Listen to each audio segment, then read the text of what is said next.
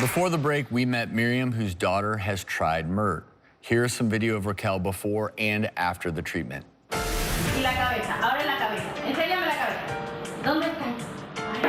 A ver, ¿dónde está? ¿Dónde está la cabeza? ¿Dónde está? ¿Dónde está? Ven, di, Marcelita, Marcelita. Marcelita. Papá, te amo. Papá, te amo. And, I mean, Miriam, it's like a miracle. I mean, it really is. I get chills seeing that. Does she just continue to get better, or? She did. She did. So after we were almost done with the month, I told my husband, I want to go to Disney. He goes, you crazy? I'm like, we did the mall. You're happy. She's happy in the mall. We did the park. She's happy in the park. I said, I want to go to Disney. I need to go to Disney. Like, I need to know that my daughter can be in the happiest place ever, and with all the sensory information that she couldn't stand before because she couldn't handle anything. And so we went to Disney, and she rode the carousel, and she enjoyed it. And her family felt whole for the first time. And she has gotten so much better because now she's 11, all right? And so my daughter goes to a regular school. She's above her class in math. She made her first friend this year. To me, that is like, it's a miracle on its own, you know? She can go anywhere with us. You know, she loves airplanes. If I'm leaving, she's like, I'm coming with you, right? You know, she's part of her family. And yes, you know, my daughter is autistic. She'll always be autistic, but I am proud of that.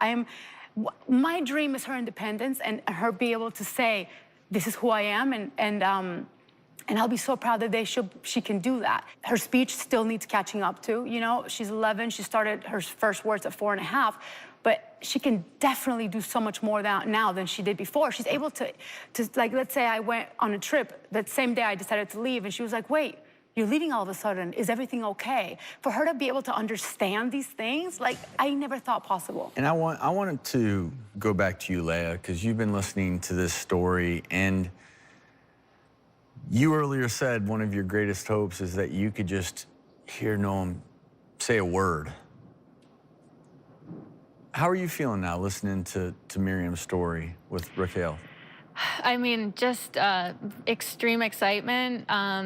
You know, for whatever reason, I've been wired in such a way that since day one, I've had hope, even if I didn't know what would our answer would be, but I knew it would come. And hearing stories like yours, I mean, I've been tearing up this whole time. I'm trying to keep it together right now. So it's extremely exciting. And as host of this show, I hate my position sometimes because I always have to be the voice of reason. And in fairness, we could have had a parent here whose child had MeRT and said, you know what?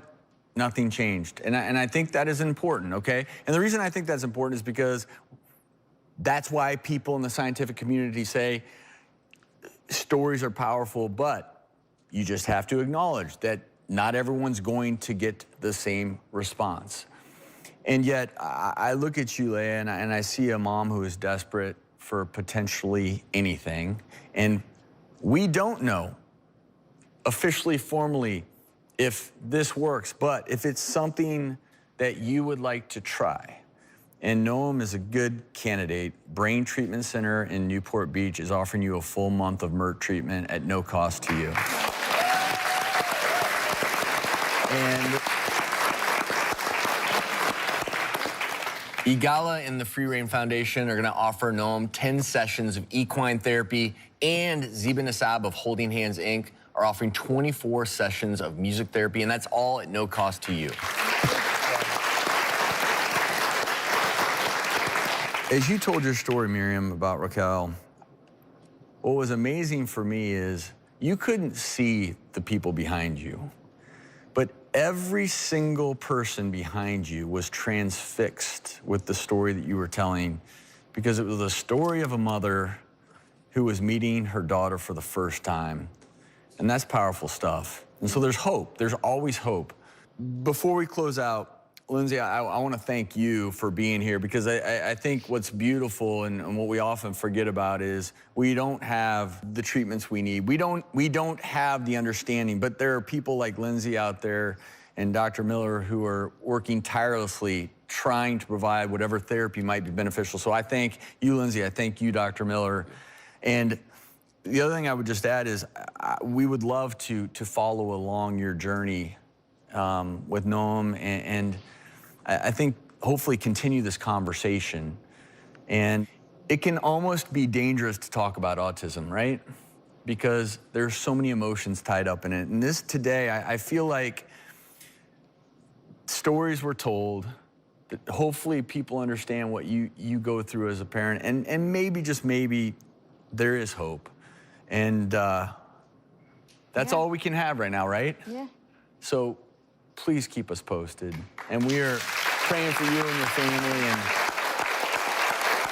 Miriam, give Raquel a huge hug from all of us here at the Doctors. Thank you. And thank you again for sharing your story. And we're gonna have more information on our website in terms of MeRT therapy. We're also gonna have some information about therapies out there, behavioral therapies that have shown some benefit for children on the autism spectrum disorder. I think this is such an important topic, one we will continue to discuss. Let's take a break.